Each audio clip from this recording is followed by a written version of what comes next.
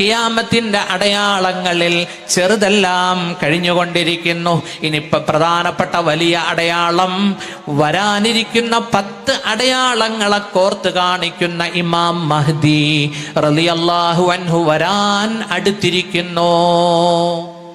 ഇമാം മഹ്ദി റളിയല്ലാഹു അൻഹു വന്നു കഴിഞ്ഞാൽ ഇസ്ലാമിന് ഇസ്സത്താണ്, മുസ്ലിമീങ്ങൾക്ക് അന്തസ്. അള്ളാഹുവിന്റെ റസൂല് പറഞ്ഞു, ഇമാം മഹ്ദി വരുന്നതിന് മുമ്പ് ഭൂമി മുഴുവനും അക്രമങ്ങൾ കൊണ്ട് നിറയും.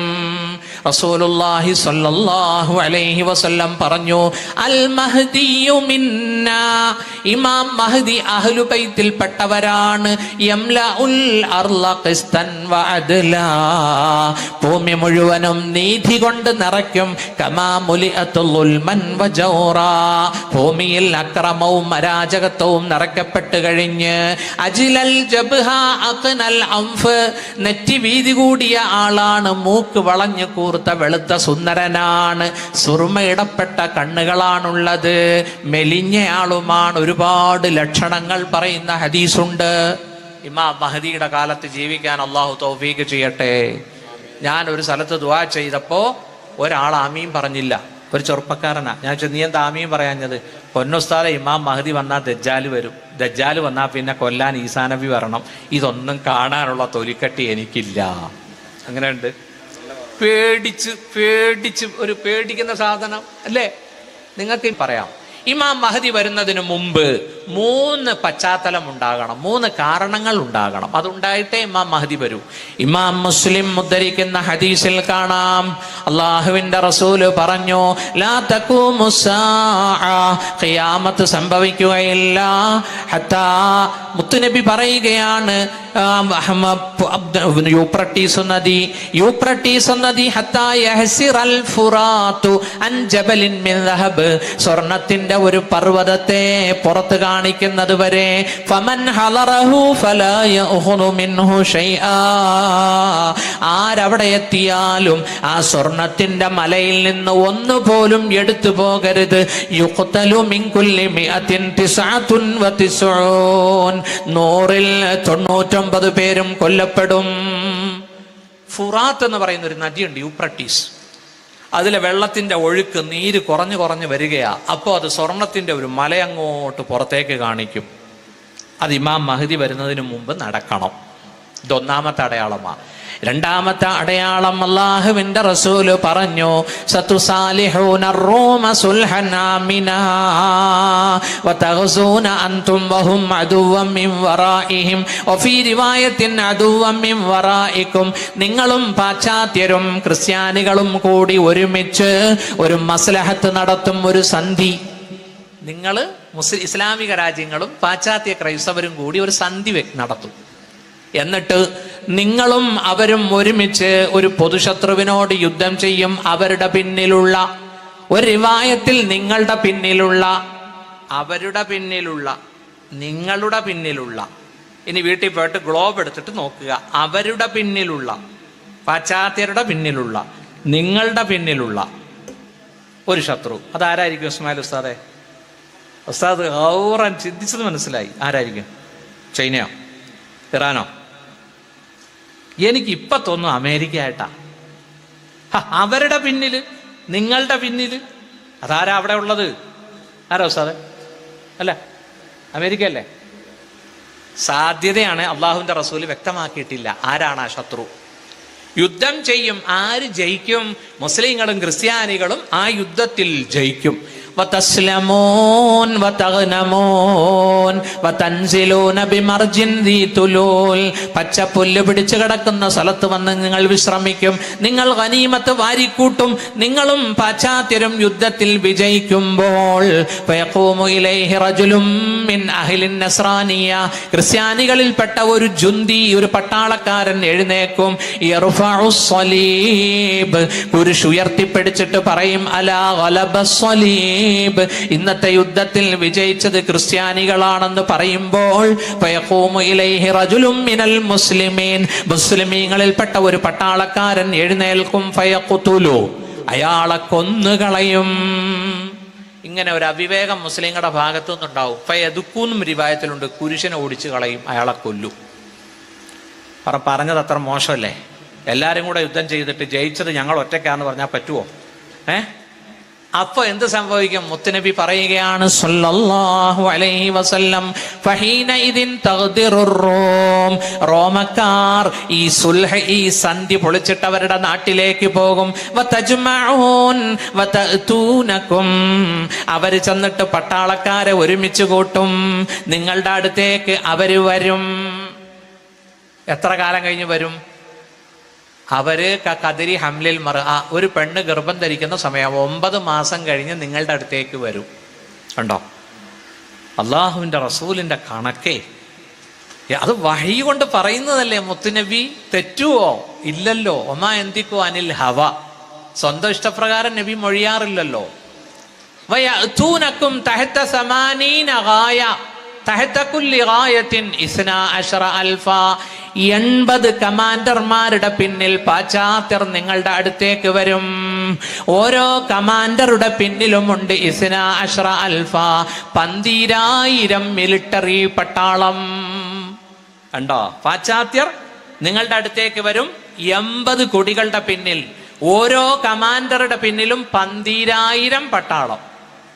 4ാം ക്ലാസ്സിൽ വെച്ച് സ്കൂൾ വിദ്യാഭ്യാസം അവസാനിപ്പിക്കാത്ത 10ാം ക്ലാസ് വരെ കൊണ്ടുപോയവർക്ക് ആ കണക്ക് കൂട്ടാൻ പറ്റും. 9,60,000 പട്ടാളം. ഇനി ഒരു സ്വലാത്തിയല്ല അള്ളാഹുവിൻ്റെ റസൂലിന്, ആ സ്വലാത്ത് ഒരു സ്വലാത്തായിരിക്കണം അല്ലേ? സ്വല്ലല്ലാഹു അലാ മുഹമ്മദ് സ്വല്ലല്ലാഹു അലൈഹി വസല്ലം. 9,60,000 പാശ്ചാത്യൻ പട്ടാളം നിങ്ങളുടെ അടുത്തേക്ക് വരും. എവിടെയാണ് അവര് വരുന്നത്? അവര് വന്നിട്ട് യുദ്ധം ചെയ്യുമോ? എത്ര ദിവസം യുദ്ധം ചെയ്യും? മുസ്ലിം പട്ടാള ക്യാമ്പ് എവിടെയാണ്? എല്ലാം ഹദീസിന്റെ താളുകളിലുണ്ട്. ആ യുദ്ധത്തിന്റെ പേരാണ് മൽഹമത്തുൽ കുബ്ര. ഇമാം മുസ്ലിം, ബുഖാരി, മിഷ്കാത്ത് ഒക്കെ ഉണ്ട്. ആ ഹദീസിന്റെ ഗ്രന്ഥങ്ങളിലൊക്കെ ഈ 3ാം ലോക മഹായുദ്ധത്തെ പറ്റി മൽഹമത്തുൽ കുബ്ര എന്നാ പറയുന്നത്. ഒരു വലിയ യുദ്ധം വരാനുണ്ട്. ആ യുദ്ധത്തെ പറ്റി കൂടുതൽ അറിവില്ലാത്തതും മുസ്ലിങ്ങൾക്ക് തന്നെയാ. ക്രിസ്ത്യാനികൾക്കും അറിയാം, ജൂതന്മാർക്കും അറിയാം. ക്രിസ്ത്യൻ കുട്ടികൾ പറയും, ഓ ജീസസ് കം, യേശുവെ വന്നാലു. കണ്ടോ, ഈസാ നബി വരാനെടുത്തു. ഈസാ നബി വരണമെങ്കിൽ ദജ്ജാൽ വരാനെടുത്തു അല്ലേ? ദജ്ജാൽ വരുന്നത് എപ്പോഴാ? ഇമാം മഹദിയുടെ ലാസ്റ്റ് സമയത്താ. ഇമാം മഹദിയും ഈസാ നബിയും ഒന്നിച്ച് കുറച്ചു കാലം താമസിക്കും. ഈസാ നബി ഭരിക്കുന്ന സമയത്ത് ഇമാം മഹദി വഫാത്താകും, ബൈത്തുൽ മുഖദ്ദസിൽ ഖബറടക്കും. ഈസാ നബി വന്നു കഴിഞ്ഞ് കല്യാണം കഴിക്കും, 2 ആൺകുട്ടികൾ ഉണ്ടാവും, മുഹമ്മദ്, മൂസ എന്ന് പേരിടും. എല്ലാം ഹബീബായ റസൂലുള്ളാഹി നമുക്ക് പറഞ്ഞു തന്നു സഹോദരങ്ങളെ, നമുക്ക് പറഞ്ഞു തന്നു. ആമിന ബീവിയുടെ മുത്തുമോൻ മുഹമ്മദ് മുസ്തഫ. മുത്തുനബി പറഞ്ഞു, ലാ തഖൂമു സ്സാഅതു ഹത്താ യൻസിലർ റൂമു ബിദാബികിൻ ഔ ബിൽ അഅമാക്. സഹീഹായ ഹദീസാണ്. പാശ്ചാത്യൻ പട്ടാളം ദാബിക്കിലോ അഅമാകിലോ ഇറങ്ങാതെ ലോകം അവസാനിക്കുകയില്ല. ഫുസ്താത്തുൽ മുസ്ലിമീന യൗമൽ മൽഹമത്തിൽ കുബ്റാ ബി അർലിൻ യുഖാലു ലഹാ അൽ ഗൂത. മുസ്ലിമീങ്ങളുടെ പട്ടാള ക്യാമ്പ് അൽ ഗൂത എന്ന ഗ്രാമത്തിലായിരിക്കും. വഫീഹാ മദീനത്തുൻ, അവിടെ ഒരു പട്ടണമുണ്ട്. യുഖാലു ലഹാ ദിമഷ്കു, ആ വലിയ പട്ടണത്തിന്റെ പേര് ഡമാസ്കസ് എന്നാണ്. ഡമാസ്കസിനടുത്ത് അൽ ഗൂത്ത എന്ന ഗ്രാമത്തിൽ മുസ്ലിം പട്ടാളത്തിന്റെ ക്യാമ്പും ഉണ്ടാവും. അവിടെയാണ് പാശ്ചാത്യർ 9,60,000 പട്ടാളം വന്ന് തമ്പടിക്കുക. അതൊരു യുദ്ധവാ സുഹൃത്തുക്കളെ. ആ യുദ്ധം ഇന്നത്തതുപോലെ രാത്രി ബോംബിംഗ് ഒന്നുമല്ല. അന്നൊരു ബോംബും കാണൂല, അന്നൊരു മെഷീൻ ഗണ്ണും കാണൂല. അന്ന് കുതിരയും വാളും കുന്തവും കൊണ്ടായിരിക്കും. അത് ഹദീസിൽ നിന്ന് മനസ്സിലാകുന്നുണ്ട്. അല്ലക്കു, അവരെ ബന്ധിപ്പിക്കും. നേരം സന്ധ്യയാകുമ്പോൾ സുയൂഫഹും, അവരുടെ വാളുകളെ ബിസ്സൈത്തൂൻ, ഒലിവ് മരത്തിൽ തൂക്കിയിടുമെന്ന് മുഹമ്മദ് മുസ്തഫ. അപ്പൊ എനിക്ക് തോന്നുന്നു, ഞാൻ ഇങ്ങനെ ചിന്തിച്ചിട്ടൊരു ഒന്നും മനസ്സിലാകുന്നില്ല. റഷ്യ ഉക്രൈനെ അടിക്കാൻ തുടങ്ങിയിട്ട് 1 വർഷം കഴിഞ്ഞു. ഇപ്പൊ ഇതാ 4 മാസം കഴിഞ്ഞു. ഒക്ടോബർ 7 തുടങ്ങിയതാണ് ഫലസ്തീൻ ജൂത ഇഷ്യൂ. ആയുധങ്ങളൊക്കെ തീരണ്ടേ? അത് തീരാൻ വേണ്ടി അള്ളാഹു ചെയ്യുന്ന തർത്തീബ് അല്ലേ ഉസ്താദ് ഇപ്പൊ നടക്കുന്നത്? ആണോ? അല്ലേ? നമ്മൾ ഓരോന്ന് ഇതൊക്കെ കാണും. നോക്കൂ, ഫലസ്തീനുകളെ സഹായിക്കാൻ ഹൂസികൾ ഹൂത്തികൾ അല്ലെ, ഹൂസ് എന്നാട്ടോ 3 പുള്ളിയുള്ള സാ ആണ് ഹൂത്തികൾ എന്നാ പറയേണ്ടത്. പിന്നെ ഹിസ്ബുല്ല, അലാ ഇന്ന ഹിസ്ബുല്ല അല്ലേ. നോക്കൂ, കടല് ലഹറൽ ഫസാദു ഫിൽ ബർരി വൽ ബഹർ, ബർറിലും കരയിലും കടലിലും ഫസാദ് വ്യാപകമായി. അമേരിക്കനെ അടിച്ചോണ്ടിരിക്കുകയാണ്. എത്ര കപ്പലുകളാ തകർക്കുന്നത് അല്ലേ. ഇൻഷാ അല്ലാഹ് ഈ യുദ്ധത്തിൽ ആര് ജയിക്കും? ഇസ്രായേൽ ജയിക്കുവോ അതോ പലസ്തീൻ ജയിക്കുവോ? പലസ്തീൻ ജയിച്ച് നിൽക്കുകയാ. എവിടെയെങ്കിലും ഒരു 10 ഹമാസിന്റെ ഡെഡ് ബോഡി നിങ്ങൾ കണ്ടോ? ഇത്രയും ദിവസത്തിനുള്ളിൽ കണ്ടോ? 10 ഹമാസിനെ ഷൂട്ട് ചെയ്തിട്ടിരിക്കുന്ന ഫോട്ടോ കണ്ടോ? യുദ്ധം തുടങ്ങി ഒറ്റ ദിവസം കൊണ്ട് ഹമാസിനെ ഞങ്ങൾ തുടച്ചു നീക്കും, ഗസയെ ആളില്ലാ തുരുത്താക്കും എന്തൊക്കെ പറഞ്ഞ് 4 മാസം കഴിഞ്ഞു. സുഹൃത്തുക്കളെ, ഹമാസിന്റെ തുരങ്കം പോലും അവർക്ക് കണ്ടെത്താനോ ബന്ദികളെ മുഴുവനായി മോചിപ്പിക്കാനോ കഴിഞ്ഞിട്ടില്ല. ഭൂമിയിൽ നിന്ന് 20 മീറ്റർ താഴെയാണ് അങ്കബൂത്ത് പോലെ, ചെലന്തി വല പോലെ ഈ ടണല്. ഇതിനകത്തോട്ട് നമ്മളെങ്ങാനും കയറിയാണ്ടല്ലോ വട്ട് പിടിക്കുമെന്നാ പറയുന്നത്. കാരണം അങ്ങോട്ട റോഡ് ഇങ്ങോട്ട റോഡ്. ഇത് ഹമാസിന് തെറ്റുകയില്ല. അതിനകത്ത് ബാത്റൂം, AC, കോൺഫറൻസ് ഹാള് എല്ലാം കൊടുത്തിട്ടുണ്ട്. എന്തിന്? റെയിൽ വരെ ഉണ്ട്. കൊച്ചു ട്രെയിൻ പോകാൻ, കാറ് പോകാനും ഓട്ടോ പോകാനും ഒക്കെ ഉള്ള വിശാലമായ തുരങ്കം. എന്റെ പൊന്നു ഹബീബെ, അവരെയാണ് നമ്മുടെ പത്രങ്ങൾ, മനോരമയും മാതൃഭൂമിയൊക്കെ തീവ്രവാദികൾ, ഭീകരവാദികൾ എന്ന് വിളിക്കുന്നത്. ജന്മനാടിന്റെ സ്വാതന്ത്ര്യത്തിന് വേണ്ടി പടപൊരുതുന്ന ഹമാസിന്റെ മക്കളെ ഭീകരവാദി എന്ന് വിളിക്കാവോ? നമ്മുടെ രാജ്യത്തിന് വേണ്ടി ലക്ഷക്കണക്കിന് മുസ്ലിമീങ്ങൾ രക്തം കൊടുത്തില്ലേ? ഇല്ലേ? എല്ലാ വിഭാഗത്തിലുള്ള ആളുകളും നമ്മുടെ രാജ്യത്തിന്റെ സ്വാതന്ത്ര്യത്തിന് പടപൊരുതിയില്ലേ? ഇൻഷാ അല്ലാഹ് അതുകൊണ്ട് നിങ്ങൾ ഈ ഹദീസുകൾ ശ്രദ്ധിക്കേൻ. രണ്ടാമത് ഇങ്ങനെ ഒരു യുദ്ധം നടക്കും. അത് 4 ദിവസം നീണ്ടു നിൽക്കും. 4 ദിവസം. നാലാമത്തെ ദിവസത്തിലെത്തുമ്പോൾ അള്ളാഹുവിന്റെ റസൂല് പറഞ്ഞു, നഹദ ഇലൈഹിം ബഖിയത്തു അഹ്ലിൽ ഇസ്ലാം. മുസ്ലിം സേന ആർത്ത് എരമ്പി ശത്രുവിന്റെ മേൽ ചാടി വീഴും. ഹത്താ യജഅലുല്ലാഹു ദീറത അലൈഹിം. അള്ളാഹു അവരെ പരാജയപ്പെടുത്തും. ഇൻഷാ അല്ലാഹ് ആ യുദ്ധത്തിന് നേതൃത്വം കൊടുക്കേണ്ടയാൾ ഇമാം മഹ്ദിയ റളിയല്ലാഹു അൻഹു. ഇമാം മഹ്ദി വന്നാൽ യംലികു 7 സിനീൻ, 7 കൊല്ലം അധികാരത്തിലിരിക്കും. അല്ലെങ്കിൽ 8 അല്ലെങ്കിൽ 9 എന്ന് സൂചിപ്പിക്കുന്ന ഹദീസുണ്ട്. ഇസ്മുഹു ഇസ്മി, ആ മഹാന്റെ പേര് എന്റെ പേരാണ്. വസ്മു അബീഹി ഇസ്മു അബീ, അവരുടെ ബാപ്പയുടെ പേര് എന്റെ ഉപ്പയുടെ പേരുമാണ്. അപ്പോൾ മുഹമ്മദ് ബിൻ അബ്ദില്ലാഹിൽ ഹസനി കണ്ടോ? ഫാത്തിമത്തു സഹറയുടെ പുത്രൻ, അലിയാർ തങ്ങളുടെ പുത്രൻ ഹസൻ, ഹസൈനാറിന്റെ പരമ്പരയിലാണ് ഇമാം മഹ്ദി വരേണ്ടത്. സയ്യിദാണ് ഇമാം മഹ്ദി, അഹ്ലുബൈത്ത. ഇനി 3ാമത്തെ അടയാളം എന്താണെന്നറിയോ? ഇമാം മഹ്ദി വരുന്നതിന് മുമ്പ് സംഭവിക്കേണ്ട 3ാമത്തെ അടയാളം എന്താ? അതൊരു ഭയങ്കര അടയാളമാണ്. അള്ളാഹുവിന്റെ റസൂല് പറഞ്ഞു, യകൂനു ഇഖ്തിലാഫുൻ ഇൻദ മൗതി ഖലീഫ, ഒരു ഖലീഫ മരിക്കും.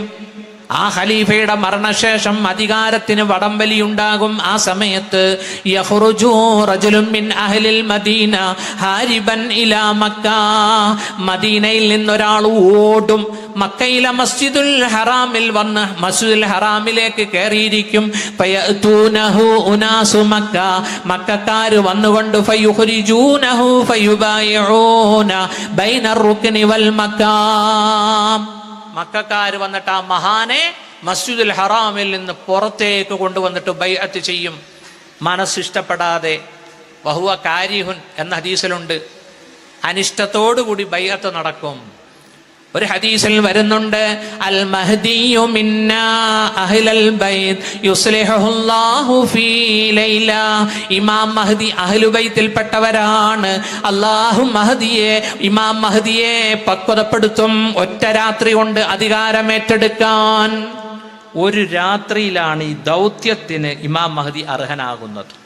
ഒരു രാത്രിയിലാണ് ജനിച്ച്. മൗലിദുഹു മദീന, മദീനത്താ ജനിക്കുന്നത്. 40 വർഷം വളരുമ്പോഴും ഇങ്ങനെ ഒരു ദൗത്യം ഏറ്റെടുക്കാനുണ്ട് എന്ന് മഹാന് ബോധ്യമില്ല. 40ാമത്തെ വയസ്സിലാണ് അള്ളാഹു ഒരു രാത്രിയിലാണ് ഈ ദൗത്യം കൊടുക്കുക. അതൊരു ദൗത്യമാ കണ്ടോ? ഹദീസിൽ വരുന്നുണ്ട്, അള്ളാഹുവിന്റെ റസൂല് പറഞ്ഞു, ലാ തഖൂമു സ്സാഅതു ഹത്താ യക്സുറൽ മാലു വയഫീല. സമ്പത്ത് വർദ്ധിക്കാതെ, പൈസ ഒഴുകാതെ ഖിയാമത്ത് സംഭവിക്കുകയില്ല. എവിടെയും പൈസ ഒഴുകും. ലാ തഖൂമു സ്സാഅതു ഹത്താ തഊദ അർളുൽ അറബി മുറൂജൻ വഅൻഹാറാ. ലോകം അവസാനിക്കുകയില്ല, അറേബ്യയുടെ മരുഭൂമി ആയിത്തീരും. മുറൂജൻ വഅൻഹാറാ, പച്ചപ്പ് പിടിച്ച മരുപ്പച്ചയായി മാറും, നദികളും ഉണ്ടാകും. മനസ്സിലാക്കണേ, ഇമാം മഹദി വരുന്നതിന് മുമ്പ് അറേബ്യയിലെ 17% ഇപ്പൊ പച്ചപ്പ് പിടിച്ചതായി. സൗദിയിലെ മലകളിലൊക്കെ ഇപ്പൊ പച്ച കളറാ. അവിടെയൊക്കെ ചെറിയ ചെറിയ നദികൾ ഒഴുകാൻ തുടങ്ങി. മനസ്സിലായോ? ഇനി ഒരു ഹദീസും കൂടി ഉണ്ട്, അത് കേട്ടാൽ നിങ്ങൾ ഞെട്ടും. അള്ളാഹുവിന്റെ ഹബീബ് പറഞ്ഞു സല്ലല്ലാഹു അലൈഹി വസല്ലം, ഫഇദാ റഅയ്തുമൂ, നിങ്ങൾ ഇമാം മഹദിയെ കണ്ടാൽ ഫബായിഉ, നിങ്ങൾ ബൈഅത്ത് ചെയ്യണേ. ഇമാം മഹദി വന്നാൽ നിങ്ങൾ ബൈഅത്ത് ചെയ്യണം കേട്ടോ. നിങ്ങളെ തീവ്രവാദിയായിട്ട് ഗവൺമെന്റ് ഒന്നും പിടിക്കൂല. അന്നത്തെ സാഹചര്യമൊക്കെ മാറിയിട്ടുണ്ടാവും. സേമിയാണോ ചായയാണോ? ഫൈദാ റഅയ്തുമു, നിങ്ങൾ ഇമാം മഹദിയെ കണ്ടാ ബൈഅത്ത് ചെയ്യണേ. വലൗ ഹബ്വൻ അല സൽജ്. എന്താ ഈ ഹദീസിന്റെ അർത്ഥം? ഉസ്താദ്മാര് പറയട്ടെ. വലൗ ഹബ്വൻ അല സൽജ്, മഞ്ഞിന്റെ മുകളിലൂടെ മുട്ടിലെടഞ്ഞെങ്കിലും. നോക്കൂ, ഇമാം മഹദി വരേണ്ട സ്ഥലങ്ങളൊക്കെ ഇപ്പം മഞ്ഞുകട്ട പിടിച്ച് കിടക്കുകയാ മലകളിൽ. ഈ അടുത്ത് എല്ലാ ചാനലും അത് കാണിച്ചു. ഉണ്ടോ? ഇമാം മഹദി വരാറാവുമ്പോ ആദ്യം സ്വീകരിക്കേണ്ടവര് മഞ്ഞുകട്ടയുടെ മുകളിലൂടെ പോയി ബൈഅത്ത് ചെയ്യുന്നത് നമുക്ക് കാണാം ഇൻഷാ അല്ലാഹ്. കാലാവസ്ഥ പോലും അതിന് അല്ലാഹു അനുകൂലമാക്കിക്കൊണ്ടിരിക്കുകയാ. പ്രിയപ്പെട്ട സഹോദരന്മാരെ, ഇനി മറ്റൊരു റിവായത്തിൽ അള്ളാഹുവിന്റെ റസൂല് പറഞ്ഞു, യഖ്തതിലു ഇൻദ കൻസികും സലാസ. ശ്രദ്ധിക്കണേ, ഈ ഹദീസ് ശ്രദ്ധിക്കണം. യഖ്തതിലു ഇൻദ കൻസികും, നിങ്ങളുടെ നിധിയുടെ അടുക്കൽ യുദ്ധം ചെയ്യും. സലാസത്തുൻ, 3 പേര്. കുല്ലുഹും ബനി ഖലീഫ, 3 പേരും ഒരു രാജാവിന്റെ മക്കളാണ്. സുമ്മ ലാ യഊദു ഇലാ വാഹിദിൻ മിൻഹും, ഈ 3 രാജകുമാരന്മാർക്കും അധികാരം കിട്ടുകയില്ല. നിങ്ങളെ നിധിയുടെ അടുക്കൽ 3 പേര് യുദ്ധം ചെയ്യും. അവർ 3 പേരും ഒരു രാജാവിന്റെ മക്കളാണ്. ഞാൻ ഈയിടെ കഴിഞ്ഞ മാസം ഒരു ഉംറയ്ക്ക് പോയി. ഉംറ വിത്ത് നിക്കാഹ്. ഒരു നിക്കാഹിൽ പങ്കെടുക്കാൻ ഹറമിൽ വെച്ചായിരുന്നു നിക്കാഹ്. അവിടെ വെച്ച് ഞാനൊരു അറബിയെ പരിചയപ്പെട്ടു. ഞാൻ ചോദിച്ചു, ഈ നിധിയുള്ള രാജ്യം ഏതാ? അത് ഇത് തന്നെ. അപ്പൊ ഹദീസിലുണ്ട്, ഇന്ദ കൻസിക്കും ഐ കൻസിൽ കഅബ എന്നൊരു തഫ്സീർ പറയുന്നുണ്ട്. കഅബയാകുന്ന നിധിക്ക് വേണ്ടി 3 പേര് യുദ്ധം ചെയ്യും. അപ്പൊ ഞാൻ ചോദിച്ചു, ഇപ്പോഴത്തെ ഖലീഫ ആരാ? സൽമാൻ. സൽമാൻ എത്ര മക്കളാ? 3 ആൺപിള്ളേര്. അല്ലാ, ഇനിയിപ്പോ നാളെ എന്നെ ഉംറയ്ക്ക് വിടൂല. കാരണം ഇതൊക്കെ ഇപ്പൊ സൗദിയിൽ എത്തിയാലുണ്ടല്ലോ അല്ലേ. സൽമാനാണ് ഇപ്പോഴത്തെ ഖലീഫ. സൽമാന് 3 ആൺപിള്ളേരാണുള്ളത്. ഇപ്പോഴത്തെ വലിയുൽ അഹദ് മുഹമ്മദ് ബിൻ സൽമാനാണ്. അപ്പോ രാജാവിന്റെ മരണത്തോടനുബന്ധിച്ച് 3 മക്കൾ അധികാരത്തിന് വേണ്ടി വടംവലി നടത്തും. 3 പേർക്കും അധികാരം കിട്ടുകയില്ല. ആ സമയത്ത് മദീനത്തുനിന്ന് ഒരാൾ ഓടി വരും, മക്കയിൽ വന്ന് അഭയം തേടും.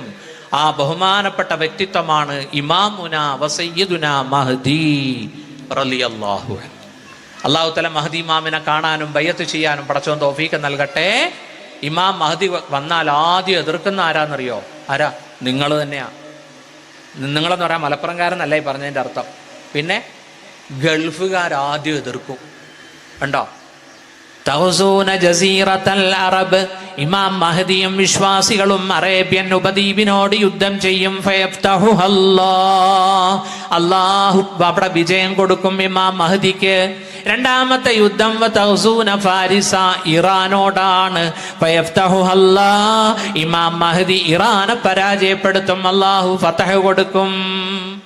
പിന്നീട് യുദ്ധം ചെയ്യുന്നത് അള്ളാഹുവിന്റെ റസൂല് പറഞ്ഞു, സുമ്മ തഹ്സൂന റൂം, റോമയോടാണ്, ഇറ്റലിയോടാണ്, പാശ്ചാത്യ നാടുകളോടാണ്. അള്ളാഹു നിങ്ങൾക്ക് വിജയം തരും.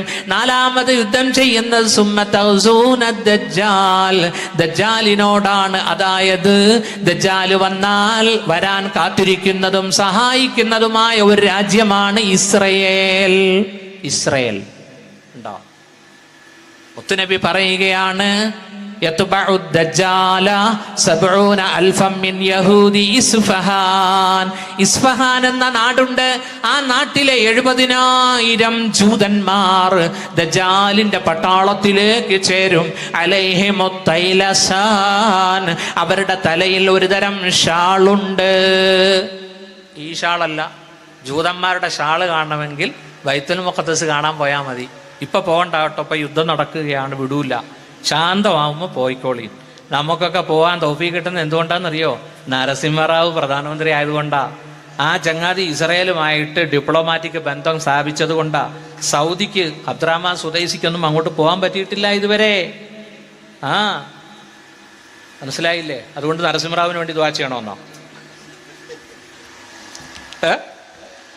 ഇസ്രായേലുമായി നയതന്ത്ര ബന്ധം സ്ഥാപിച്ച നരസിംഹറാവു, അതുകൊണ്ട് നമുക്കൊക്കെ ബൈത്തുൽ മുഖദ്ദസിൽ പോകാൻ പറ്റുന്നു, അതുകൊണ്ട് നരസിംഹറാവിന് ദുആ ചെയ്യണമെന്നാണോ? അല്ല. അതൊക്കെ അല്ലാഹു തആല സുൽത്താനുൽ ഹിന്ദിന്റെ ബർക്കത്ത്, ഖാജ ഗരീബ് നവാസിന്റെ ഒക്കെ ബർക്കത്ത് കൊണ്ട് നമ്മുടെ കയ്യിൽ 1,25,000 രൂപ ഉണ്ടെങ്കിൽ നമുക്കിന്ന് ഫലസ്തീനിൽ പോവാം, അല്ലേ? ഇൻഷാ അല്ലാഹ് നിങ്ങളൊക്കെ പോകണം. പോയാൽ മാത്രം പോരാ, നാട്ടുകാരെ ഒക്കെ നിങ്ങൾ കാടിളക്കി കൊണ്ടുപോകണം. നമ്മുടെ ഹറമല്ലേ? അതെന്താ നമ്മുടെ മുസ്ലിയാക്കന്മാരൊന്നും ബൈത്തുൽ മുഖദ്ദസിന്റെ ഫളായിൽ പറയാത്തത്? 17 മാസം തിരിഞ്ഞു നിന്ന് നിസ്കരിച്ച ആദ്യത്തെ ഹറമാണ് നമ്മുടെ. അള്ളാഹുവിന്റെ റസൂലും സഹാബത്തും. മൈമൂന ബീവി ചോദിച്ചു, അള്ളാഹുവിന്റെ റസൂലെ അഫ്തിന ഫീ ബൈത്തുൽ മഖ്ദിസ്, ബൈത്തുൽ മുഖദ്ദസിന്റെ ചരിത്രം പറയൂ നബിയെ. ഫഇന്നഹു അർളുൽ മഹ്ശരി വൽ മൻശർ, അവിടെയാണ് മഹ്ശറ, അവിടെയാണ് മഹ്ശറ, അവിടെയാണ് ഉത്ഥാനം, എഴുന്നേക്കുന്നത് എല്ലാവരും. ഇൻഷാ അല്ലാഹ് അത് കാണണ്ടേ? ഞാനും വാപ്പയും എൻ്റെ നല്ല പാതിയുണ്ട്. ഞങ്ങൾ പിന്നെ ഇവിടെ നിന്ന് നെടുമ്പാശ്ശേരി നേരെ റിയാദിലെത്തി. റിയാദിൽ നിന്ന് അമ്മാനിലേക്ക് പറന്നു. അമ്മാൻ ജോർദാന്റെ തലസ്ഥാനമാണ്, നല്ല സ്ഥലം കേട്ടോ അമ്മാൻ. അവിടെ പോയി റെസ്റ്റ് എടുത്തു. അമീർ പറഞ്ഞു നമുക്ക് നാളെ രാവിലെ നമുക്ക് പിന്നെ മൂത്തത്ത് യുദ്ധം നടന്ന സ്ഥലത്ത് പോവാം. അവിടെ നിന്ന് നമ്മൾ ഷുഐബ് നബിയുടെ ഖബറിൽ പോകും. 4 ദിവസം ജോർദാനി. അത് കഴിഞ്ഞ് ഞങ്ങൾ ഇസ്രയേൽ വഴി, പിന്നെ ബൈ റോഡാ, ഇസ്രയേൽ വഴി ഈജിപ്തിലേക്ക് പോവുകയാണ്. അപ്പൊ അങ്ങനെ പോയി ഒരു പകല് മുഴുവനും AC ബസ്സിൽ യാത്ര ചെയ്യുക. വേറെ ഒന്നും അവിടെ ഇല്ല, വെറും മലകളും ഭൂമിയും. അപ്പൊ എൻ്റെ ഭാര്യ പറഞ്ഞു, പടച്ചവനെ ഇവിടെയാണോ മഹ്ശറ എന്ന്. അത് പറഞ്ഞു കഴിഞ്ഞ് കുറച്ച് കഴിഞ്ഞ് കിതാബ് ആഴത്തി നോക്കിയപ്പോഴാണ് ഇതേ റസൂലുള്ള പറയുന്നത് അവിടെയാ നിങ്ങളുടെ മഹ്ശറ എന്ന്. അപ്പൊ ഞാൻ ഭാര്യയോട് പറഞ്ഞു, നീ ഭയങ്കര സാധനം കേട്ടോ. ഏയ് നിങ്ങൾ പെണ്ണുങ്ങളെയൊന്നും അങ്ങനെ മോശക്കാരാക്കണ്ട. നമ്മുടെ പെണ്ണുങ്ങൾക്ക് ദീൻ വന്നാലുണ്ടല്ലോ പിന്നെ അടുക്കളയിലും എപ്പോഴും ദിക്റിലായിരിക്കും. പിന്നെ ഒരു കാര്യമുണ്ട് കേട്ടോ, ഇത് മൂത്താ പിന്നെ നമുക്ക് കടിഞ്ചായും കിട്ടൂല, കഞ്ഞിയും കിട്ടൂല. ഞാൻ ഈയിടെ ഒരു വാതിന് പോകാൻ വേണ്ടി, എനിക്ക് ഭയങ്കര മടിയനാണ്. തുണി കഴുകി തരുന്നതും അയണിട്ട് തരുന്നതും നമ്മുടെ നല്ല ബാധ്യ. ഞാനത് ചെയ്ത് കഴിഞ്ഞ് വാത് കഴിഞ്ഞ് ഒരു 500 രൂപ അവൾക്ക് കൊടുക്കുകയും ചെയ്യും കേട്ടോ. അത് പിടിക്കല്ലേ, ബാക്കിയെല്ലാം പിടിച്ചോ. അതെന്താ, ഭാര്യയ്ക്ക് വല്ലപ്പോഴും ഒരു 500 രൂപ കൊടുക്കുന്നതിന് അവർക്ക് എന്തെങ്കിലും ഗുളികയും ഇതിനൊക്കെ മേടിച്ച് ഓട്ടോറിക്ഷയ്ക്കൊക്കെ കൊടുക്കാമല്ലോ, അല്ലേ? കൊടുക്കണ്ടേ? പ്രിയപ്പെട്ട സഹോദരന്മാരെ, നമ്മുടെ ഭാര്യമാരിപ്പോൾ അടുക്കളയിൽ ഖുർആൻ ഓതുന്നു, ദിക്ർ ചൊല്ലുന്നു, സലാത്തി ചൊല്ലുന്നു. ഈയിടെ എൻ്റെ ഭാര്യ വല്ലാണ്ട് സലാത്തി ചൊല്ലുന്നു. ഞാൻ ചോദിച്ചത് എന്താടി നിനക്ക് പെട്ടെന്ന് ഈമാൻ? അല്ല, അപ്പുറത്തെ വീട്ടിൽ എൻ്റെ ഭാര്യ, എൻ്റെ മച്ചാൻ്റെ ഞങ്ങളുടെ നാട്ടിൽ മച്ചാന്ന് പറയും ഭർത്താവിന്, മച്ചാൻ്റെ അനിയത്തി ഹാഫിളത്താ. ആ കൊച്ച് എപ്പോഴും സലാത്തി ചൊല്ലുന്നു, മൊബൈൽ തുറന്നു വെച്ചുകൊണ്ട്. അത് കണ്ടിട്ട് ഇവിടെ വന്നിട്ട് ഇവളും സലാത്ത്. ഇൻഷാ അല്ലാഹ് സലാത്ത് വർദ്ധിപ്പിക്കാനുള്ള തൗഫീഖ് ചെയ്യട്ടെ. നമ്മുടെ സുന്നി പെണ്ണുങ്ങൾ മോശമൊന്നും അല്ല കേട്ടോ, നല്ല ദിക്ർ ചൊല്ലുന്നവരുണ്ട്.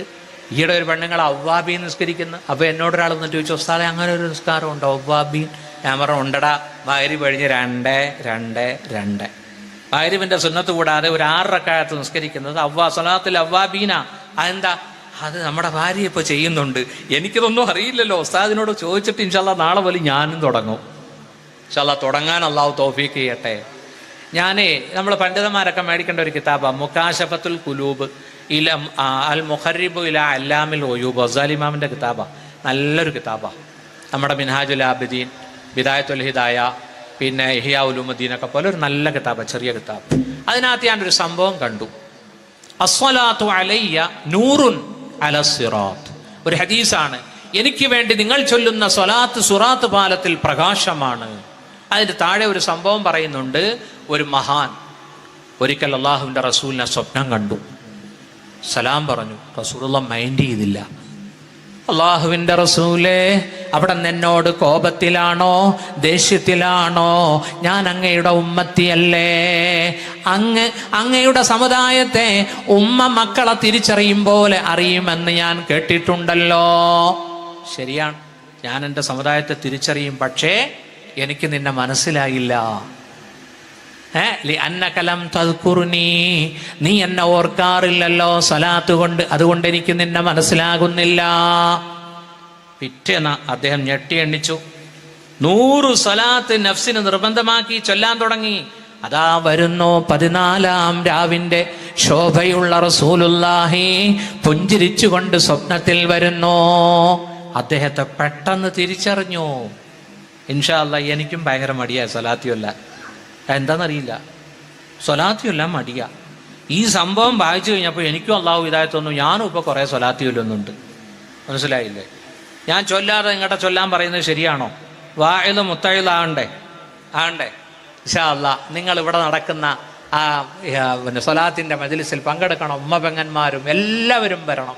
ബഹുമാനപ്പെട്ട ലിയാഖത്ത് അലി പൂക്കോയ തങ്ങളുടെ മജ്ലിസിൽ നടക്കുന്ന സ്വലാത്ത് ഇൻഷാ അല്ലാഹ് നമ്മൾ നമുക്ക് വേണ്ടിയും നമ്മുടെ നാട്ടുകാർക്ക് വേണ്ടിയും ലോകർക്ക് വേണ്ടിയും പലസ്തീനികൾക്ക് വേണ്ടിയും വസ്സക്കാർക്ക് വേണ്ടിയും ഒക്കെ ദുആ ചെയ്യുന്നുണ്ട് അവിടെ. അള്ളാഹു നമ്മുടെ ദുആ സ്വീകരിക്കട്ടെ. അതുകൊണ്ട് ഇൻഷാ അല്ലാഹ് നിർത്തുന്നു. ബഹുമാനപ്പെട്ട ഇമാം മഹ്ദി വന്നാൽ 9 മാസം യുദ്ധമാണ്, ഹർബ്, വാർ. ലോകത്തോട് യുദ്ധം ചെയ്യും. Middle east, Europe, Israel. അത് കഴിഞ്ഞിട്ട് പിന്നെ ആരോടാ യുദ്ധം ചെയ്യുന്നത്? അള്ളാഹുവിന്റെ റസൂല് പറഞ്ഞു, ലാ തഖൂമു സ്സാഅതു ഹത്താ തുഖാതിലു ഖൂസൻ വകർമാന. ഖൂസിനോടും കർമാനിനോടും യുദ്ധം ചെയ്യാതെ ലോകം അവസാനിക്കുകയില്ല. സിഗാറുൽ അയുൻ, ചെറിയ കണ്ണുള്ളവർ. ഹുമറൽ വുജൂഹ്, മുഖത്ത് വല്ലാത്ത ചുമന്ന കളറാണ്. തീർന്നില്ല. കന്ന വുജൂഹഹും കൽ മജാനിൽ മുത്തറക, അവരുടെ മുഖം അടിച്ചു പരത്തപ്പെട്ട പരിച പോലെയാണ്. അത് മംഗോളിയ, ചൈന, ജപ്പാൻ ഒക്കെയാ. അപ്പോ എല്ലാ രാജ്യവും ഇമാം മഹ്ദിയോട് കടമ രേഖപ്പെടുത്തും. കെലിമ ചൊല്ലി ഇസ്ലാമിലേക്ക് വരും ഇൻഷാ അല്ലാഹ്. അള്ളാഹുവിന്റെ റസൂല് പറഞ്ഞ ഒരു ഹദീസ് കൂടി ഞാൻ പറയാൻ ആഗ്രഹിക്കുന്നു. തമീമുദ്ദാരി ഉദ്ധരിക്കുന്ന ഹദീസാണ്. അള്ളാഹുവിന്റെ മുത്തുനബി റസൂലുള്ളാഹി പറയുന്നത് ഞാൻ കേട്ടു. തീർച്ചയായിട്ടും ഈ ഇസ്ലാമിന്റെ സന്ദേശം രാവും പകലും എത്തുന്ന സ്ഥലത്തൊക്കെ ഇസ്ലാമിന്റെ മെസ്സേജ് എത്തും.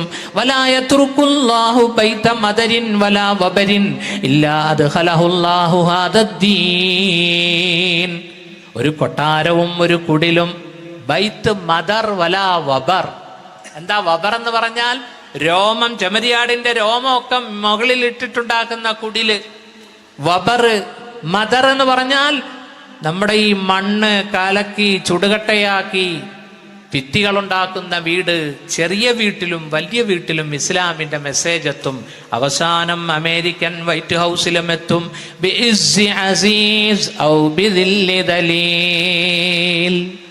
നല്ല ബ്രില്യൻ്റ് ആയ ആളുകൾ ഇസ്ലാമിലേക്ക് വരുമ്പോൾ ഇസ്ലാമിന് മുതൽക്കൂട്ട്. കടുത്ത ശത്രുക്കൾ ഇസ്ലാമിനെ വിമർശിച്ചുകൊണ്ട് അവർ ലേഖനം എഴുതും, പ്രസംഗിക്കും. അതും ഇസ്ലാമിന് മുതൽക്കൂട്ട്. നോക്കൂ,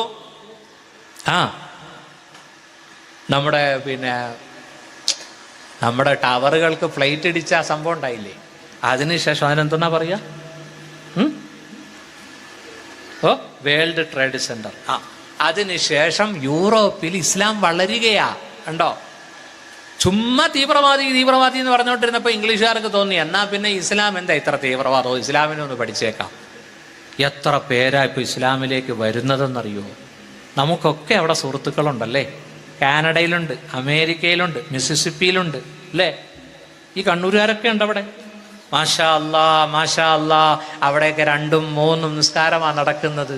അള്ളാഹു പടച്ചവൻ അനുഗ്രഹിക്കട്ടെ. यहाँ में अहले ईमान सूरते खुर्शिद जीते है, इधर डूबे उधर निकले, उधर निकले इधर डूबे. ലോകത്തുള്ള ഈമാൻ ഇസ്ലാമിന്റെ ഉദാഹരണം ജഹാമെ അഹ്ലെ ഈമാൻ സൂറത്തെ ഖുർഷിദ് സൂര്യനെ പോലെയാണ്. സൂര്യൻ ഇവിടെ ഉദിക്കുന്നു, അവിടെ അസ്തമിക്കുന്നു, അവിടെ ഉദിക്കുന്നു, ഇവിടെ അസ്തമിക്കുന്നു. പൗരസ്ത്യർക്ക് ഇസ്ലാം വേണ്ടെങ്കിൽ യൂറോപ്യർക്ക് ഇസ്ലാമിനെ വേണം. അവര് നെഞ്ചോട് ചേർക്കുന്നു. നോക്കൂ, മദാമകൾ മിനിസ്കർട്ട് മാറ്റുന്നു, അവര് ഫുൾ വസ്ത്രത്തിലേക്ക് കടക്കുന്നു, അവർ സ്വലാത്ത് ചൊല്ലുന്നു, അവർ കലിമ ചൊല്ലുന്നു. അതുകൊണ്ട് യുവാക്കളെ, ഉമ്മപെങ്ങന്മാരെ, അള്ളാഹുവിലേക്ക് അടുക്കണേ, ദിക്റുകളും സ്വലാത്തുകളും വർദ്ധിപ്പിക്കണേ. അതോടൊപ്പം തന്നെ ബഹുമാനപ്പെട്ട തങ്ങൾ അവറുകൾ ഇവിടെ ജീവകാരുണ്യ പ്രവർത്തനങ്ങൾ ചെയ്യുന്നുണ്ട്. അതിന് നമ്മൾ അവരോട് സഹകരിക്കണം. നമ്മളാൽ കഴിയുന്ന പാവങ്ങൾക്ക് അരി കൊടുക്കണം, മരുന്നിന് കാശ് കൊടുക്കണം. അള്ളാഹു പടച്ചവൻ തൗഫീഖ് നൽകട്ടെ. ഈ നാടിനെ അള്ളാഹു അനുഗ്രഹിക്കട്ടെ.